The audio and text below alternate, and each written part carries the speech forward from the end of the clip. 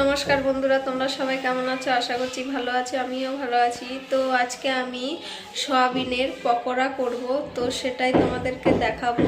তো দেখো, প্রথমে আমি এখানে একটা কড়াইতে গরম জল বসিয়ে নিয়েছি, আর এই সয়াবিনের প্যাকেটটা নিয়ে নিয়েছি। বড় সয়াবিনটা আমি প্রথমে সিদ্ধ করে নেব। সবটা দিয়ে দিলাম।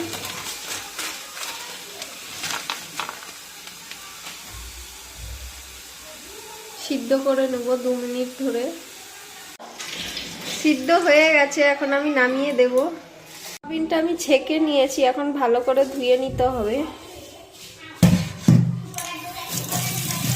ভালো করে ধুয়ে নিতে হবে যাতে বালি না থাকে।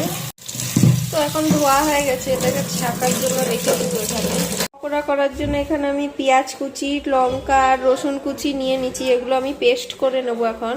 আর রসুন পেঁয়াজটা বেটে নিয়েছি, বাটিটাই নিয়ে নিচ্ছি।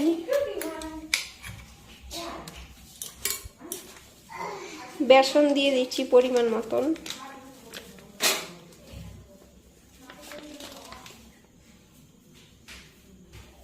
একটা ডিম দিয়ে দিচ্ছি। 1 চামচ হলুদ গুঁড়ো,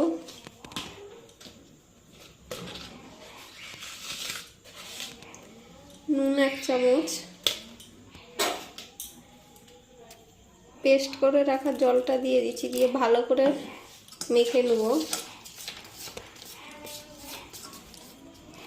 এখন আমি ক মিনিট মেখে রেখে দেবো। এইদিকে দেখা, এখন আমি কর্নফ্লাওয়ার দিয়ে দিচ্ছি পরিমাণ মতন। ভালো করে এটাকে মেখে নিতে হবে।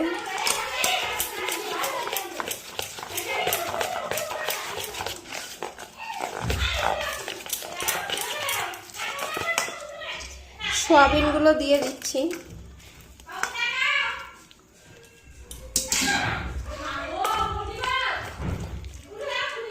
এখন জিরা আর গোলমরিচের গুঁড়ো দিয়ে দিলাম।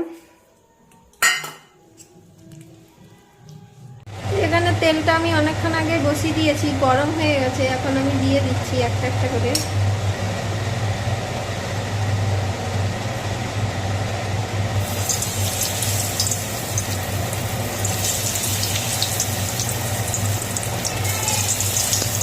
পকোড়াটা হয়ে গেছে, এখন আমি তুলে নেব। তো বন্ধুরা দেখো, পাকুড়া তৈরি হয়ে গেছে, সবাইকে দিয়ে দিচ্ছি খেতে। তো তোমাদের কেমন লেগেছে ভিডিওটি কমেন্ট করে বলবে।